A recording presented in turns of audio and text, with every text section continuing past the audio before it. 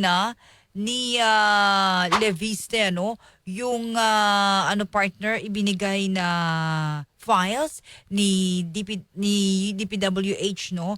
Yusek Cabral.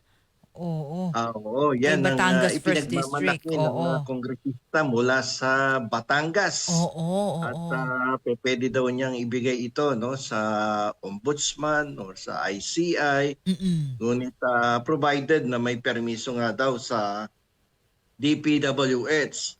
Ang Ah. tanong nga lamang dito, kung ito ba ay kinuha mo ng legal, bakit ka pa magpapaalam sa DPWH? Kung matatandaan Oo. natin, bago mamatay itong si dating Yusek Yusek. Cabral, nung Oo. siya ay inimbitahan ng Senate Blue Ribbon Committee Mm-mm. na makipag-ugnayan dyan sa Senado upang ibahagi ang kanyang nalalaman tungkol sa flood control mess. Mm-mm. Napansin natin na ang daliri nitong si Yusek Cabral ay may sugat, may bandage yung kanyang finger.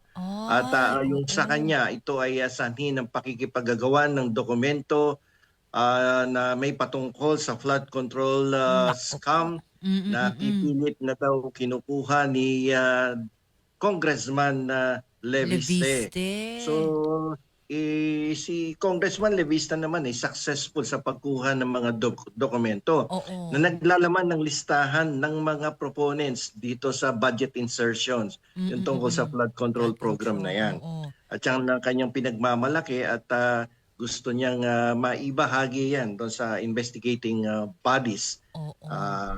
na may kinalaman dito sa flood control. Pero para sa akin, kung talagang legal ang pagkakakuha mo at Mm-mm. walang puwersa, walang halong pananakot, ay bakit hindi mo ibigay? Pero ito ang pag-usapan natin. Oo nga. Ito ba ay pwede niyang gamitin sa anumang investigating bodies o sa hukuman kung Mm-mm. sakaling magkakaroon ng sampahan nga ng kaso at Kaso. trial to this Oo. effect, pwede bang gamitin ito? Mm-mm. At saka, partner, may tanong lang din kami ni Marian, ibinigay o pwersahang kinuha? That is the question then, Kung partner, gagamitin no? natin yung testimonya ni Undersecretary Cabral during one of her last appearance in the Senate Blue Senate. Ribbon Committee, Oo. it was mentioned na parang nakipaggagawan at nasugatan nga daw yung kanyang kamay Nako. at may retratong lumabas sa Senate Blue Ribbon Committee na Mm-mm. may sugat nga, may bandage. Anong tinanong siya Oo. ay ito ay nagresulta doon sa pakikipaggagawan. Dahil Agawan. alam mo yung mga papel, minsan na mga first class na paper, yung gilid niya matulis yan eh. Partner, nasugatan na ako dyan eh. Yung sa gilid Pareho ng tayo. na Ako gano'n dito. minsan Ang sakit, nagaganda. partner. Parang Ang nipis kutsilyo. pa naman ng guhit niya pag Oo, ang sakit inano sa nun. braso mo. Oo. Masakit yun. So, yung nangyari kay Cabral, yun, patunay na nasugatan siya. Sinabi sa kanya, bakit? Saan ba nanggaling yan? Kasi parang naggagawan kami ng papel ni ni Oh, congressman. Leviste. Oo. So, definitely, if that is the case, then the person who obtained Mm-mm. ay a document na na gagamitin bilang ebidensya sa hukuman or any Mm-mm. investigating body, that document cannot be used as an evidence. That is considered as an inadmissible evidence because Ay, that is the fruit of a poisonous tree. Meaning to say, oh. any evidence obtained Mm. with force, any evidence obtained illegally or without consent of the other person, that cannot be used as an evidence in Ah, any trial because that was illegally obtained. pagka ganun pala, partner, pag hindi ko talaga gusto, ayaw ko at puwersahan mong kinuha, hindi pwedeng gamitin na Hindi mo ebidensya. malaga, pwede mo Ah, ipresenta, but the lawyer, the lawyer from the other side will oo. definitely shout, Mm-mm. Your Honor, Pero, incompetent evidence. Gaganon yung kalaban mo. pero When you say partner, incompetent evidence, that is oh. illegally obtained. Pero partner, sa balangit nawa, yun nga, namatay si Yusek. Paano natin mapapatunayan, partner, na hindi ito pinuwersa, hindi ito kinuha ng walang consent? Yes, ang ganda ng tanong mo. It can be seen no doon sa mga previous records ng Senate na kung saan nagkaroon ng pagdinig tungkol dito sa flood control program, Oo. at doon nabanggit na yung sugat niya sa kamay ay sani na pakikipaggagawan ng dokumentong naglalaman ng mga proponents ng budget insertion. Yun Mm. ay isang magandang halimbawa ng pagpapatunay na the evidence obtained was illegal, no, without Mm. consent of the uh, person in possession of the documents. Oo, oo. Isa yon sa mga pwedeng gamitin. Partner, gaano kahalaga sa investigasyong ito at makadadagdag ng mga ebidensya itong sinasabi nating nakuha no o kinuha di umano no na mga papel mula kay Yusek Cabral? Gaano kahalaga? Napakahalaga niyan. But if I were the lawyer, I will not use this document because the DPWH or the investigating body has other ways to obtain these documents containing the list of the proponents of this budget insertion. Madaming ways eh. Mm. Like for instance, alam na naman ng DPWH, alam na ng Senate Blue Ribbon Committee at ng Mm. ICI na merong ganyang listahan. Then Mm. they can file a motion para magkaroon ng search warrant or Mm. anything that would make the seizure or obtaining this evidence as legal. Mm. Hindi yung Mm. hindi yung illegal ang way of getting the evidence.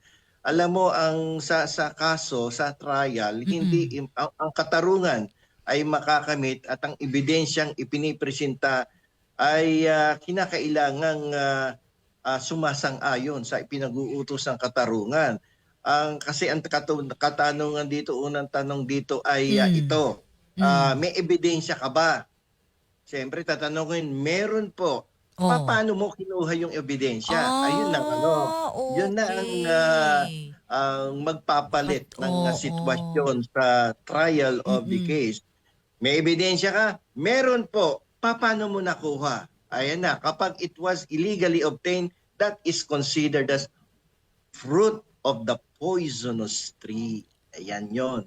Paano partner kung magsinungaling yung nagsabi na hindi yan nakuha sa Hindi niya pwedeng ipagsinungaling yan kasi nga katulad dito sa kaso ni Cabral, Yusek, oo. ay nakapagsalita itong si Cabral at yan ay recorded and based on the records of the Ayun. Senate na siya nga Mm. ay kinuhanan siya ng dokumentong lumalabas na it was against her will. Okay. Now, the question naman, maganda itong tanong sa atin ni ordinary person. Attorney Bueno, ngayong yumao na po no, si Yusek Cabral, paano masasabi natin na lahat ng nasa records na yan or whatever, papel na yan, dokumento na yan, totoo at hindi nadagdagan? Okay, doon sa may mga official records ng DPWH.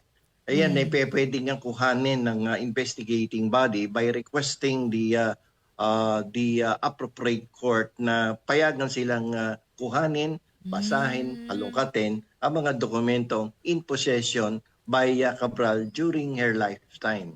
Ayan, ay siya lang naman Ganon. makakakuha nun. At siyempre, Mm-mm. yung digital team dyan, pwede nilang kalikutin yan kasi Mm-mm. hindi naman basta-basta mabubuksan ng digital files ni Cabral. Mm-mm. Dahil yan may username, may password. So in Oo. cooperation with the digital department or section, Oo. they can open all Open. the files of Oo. Cabral. Oo. Kasi part yan ang pinag-uusapan ngayon sa DPWH, no? O-open yung kanyang no? Hindi naman kasi basta-basta ma-open yan. Documents. So kung i-open yan, dapat sabi ko nga kanina, dapat Oo. mag-request sa appropriate agency or court in Mm-mm. order to allow them to Ah, open all the ah, ga- private and personal files of Cabral in connection with this flood control mess. so idadaan pa ito sa court, partner? Kailangang idaan mo to sapagkat ang pagkuha ng mga files na yan na wala Mm-mm. namang pahintulot ng ahensya at walang pahintulot Mm-mm. ng taong merong karapatan upang hawakan ng mga files na yan. And in this case, kasi patay na si Cabral, Yeah. so papatay yan. So hihingi ka ng permission either to the Secretary of the Department of Public Works or Ganun. with the appropriate agency or court. Kasi maaring may mga kukuha pa silang mga records, no? Partner, makadagdag, no?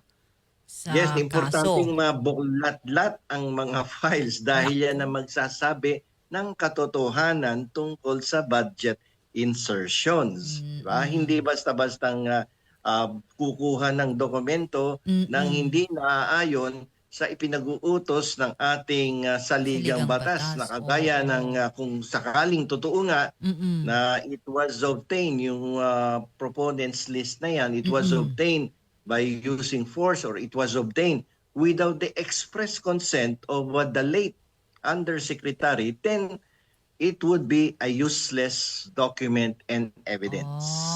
Okay. O kasi sa report namin kanina, partner, ando na sila sa punto na yun nga gagalawin, titingnan na yung records, no? Ni USEC sa Dapat mo DPWH. lahat ng bagay kinakailangan ng permission at pahintulot ng ahensya o ng taong pinagkatiwalaang humawak ng mga dokumento at ebidensya na yan. Oo. Yun kung may makikita sila. Diba? Oo. Kung may makikita, pag walang nakita, di walang ebidensya laban sa mga pinagbibintangang Yun lang. politiko, Oo. government officials, at mga senador at kongresista. Oo, naku, malalim pa ito, partner, no? Pero syempre, hinahayaan po muna nating magluksa ang pamilya, partner, no? Attorney Bueno, law and beyond. Learn the law, know your rights.